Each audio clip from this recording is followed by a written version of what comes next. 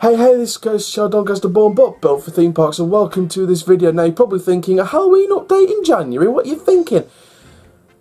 This needs to be talked about, because when October comes around, this is going to be the highlight. This is going to be the thing we're looking for, because we need to see major improvements, and that is of course Thorpe Park Fright Nights. 2018 was the worst Thorpe Park Fright Nights in my opinion, from the reviews, of the attractions, from the look of the event, for how much they invested in it, which is very little from the looks of it. I'm sure they invested lots in, but again, it's just no. It was probably the worst Fright Night. It's not one of the worst, it's the worst. And somebody commented on one of my other videos as well that it is the worst Fright Nights. So I wanted to sort of discuss a couple of reasons what they need to do to change it. I hope you liked the thumbnail when you got the... To be fair, I want to discuss the thumbnail a little bit, to be fair, because it's symbolic. I chose the image from the revealing of the attractions with the leaves covered over some of the attractions, because I want this event to turn over a new leaf in 2019. I want less scare mazes. And this leads on to my first point, cut down on the amount of mazes. I can see why they did it. They did it because, you know, they wanted to split the queues up, especially when it's on its busier days. So it's not too busy, it's not too quiet on the scare mazes, which I kind of get. But when they did that, which leads into my second reason out of two, they've cut down on quality. Vulcan Peak, worst scare maze in history, worst scare maze ever thought about. Whoever thought up the concept for Vulcan Peak, just retire. I know I'm sounding harsh, but Vulcan Peak just sounds awful. It's like, basically, if you don't know what Vulcan Peak is, skip a few seconds if you don't want to hear it, just in case it comes back this year. It's basically staff members shouting in megaphones while you have a bag over your head. A Tesco 5p bag. I can't call them actors, I call them staff, because they're not actors, they're just shouting noises in megaphones. It's awful. It's absolutely awful. The audio for Vulcan Peak, the soundtrack, is the only positive I can pick out, because that sounds so jungly. It sounds really creepy and mystery. So keep the audio. If you're going to go for Vulcan Peak again this year, keep the audio, but you change the attraction. You change it. It's not just staff members in the uniforms shouting into a megaphone. It's proper, detailed, looked after attractions. I'm not going to go with the bag on your head concept, because they tried that with Haunting of Molly Crow as well. Molly Crow got mixed reviews, so it kind of didn't work. Bag on your head, yes, you can have that extreme maze. Fair dues, have that bag on your head maze somewhere. But just don't have it at Vulcan Peak.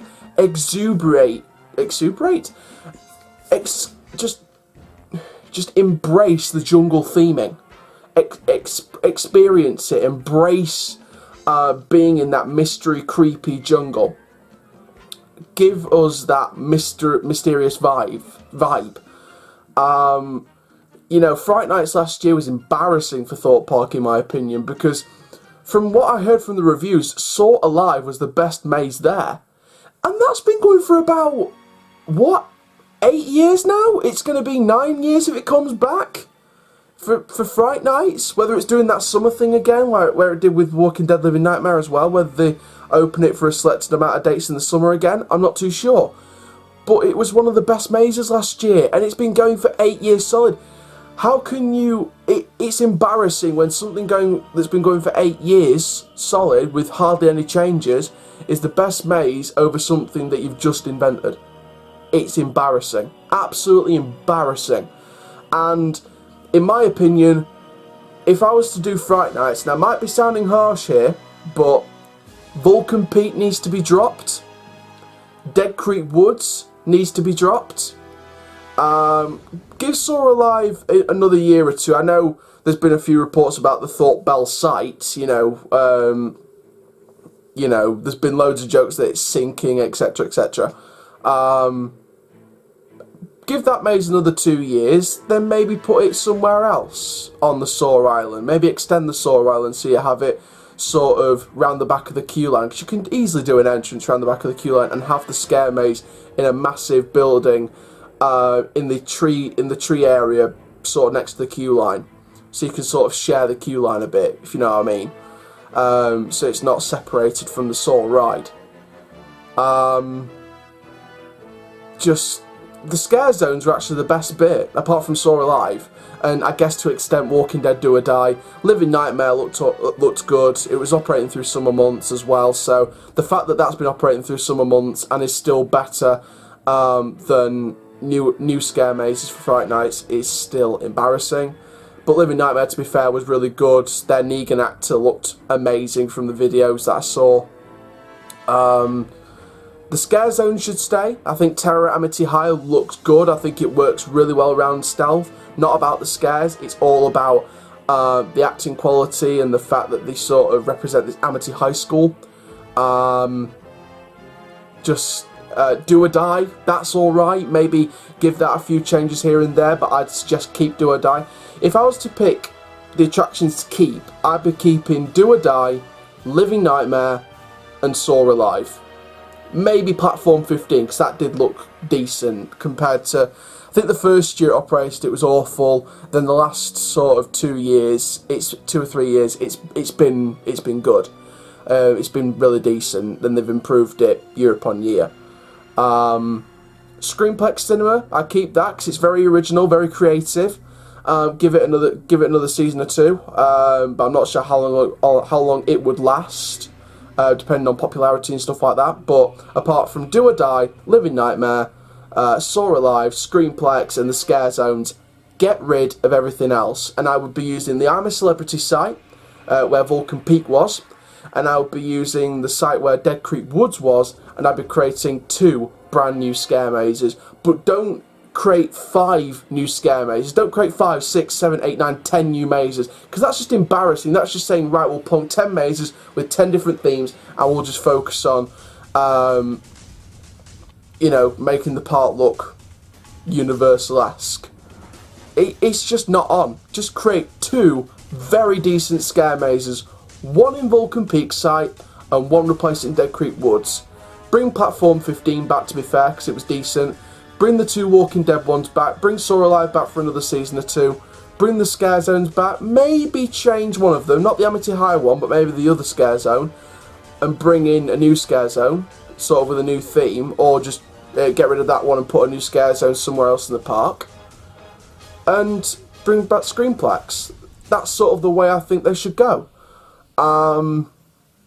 In terms of new scare mazes, I'd say Vulcan Peak site, either bring back the Asylum, because I think that's what people have been calling for a little bit, or do a brand new scare maze, but you better focus on acting quality, you better focus on theming, you better focus on jump scares and scares throughout, because that's what's important in a scare event.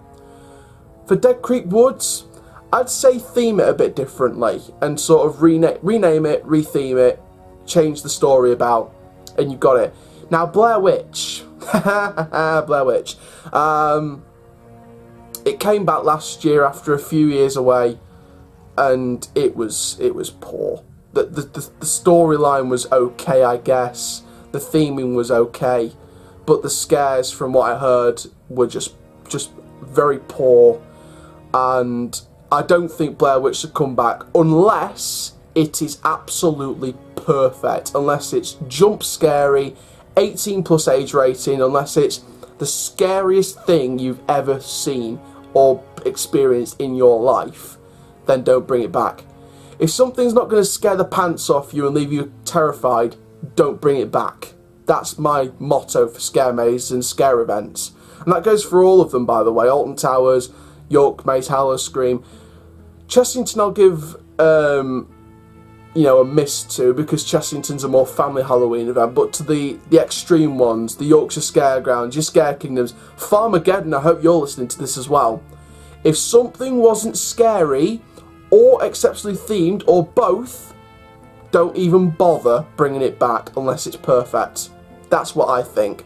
So see, you kind of get now why I wanted to do Thorpe Park Fright Nights now. I'm going to be doing a video like this as well for what Alton Tower Scarefest and York Maze Halloween Scream should add or change. I'll be doing that video in a few months' time, around August, September, start of September, when the Halloween starts to kick in soon. I'll be doing those videos then, along with the rest of the Halloween updates and any other Halloween news that comes out. But I'll be doing them before they make the announcements. But I wanted to do the Thorpe Park Fright Nights one now because it's something to think about over the next few months. What should they do? So thank you very much for watching the first ever Halloween update on the channel. I know it's weird doing one in January, but I had to do it now. I had to do it now because it's something that needed to be discussed, ready for the coming months when they start preparing for it towards July, August. So thank you very much. Make sure you like, comment, subscribe, and click the notification bell so you never miss a video. For now, my name is Coast Child Doncaster born, but built for theme parks. Keep living the coast life, dudes, and I'll see you guys in the next video soon. Take care. Have an awesome day.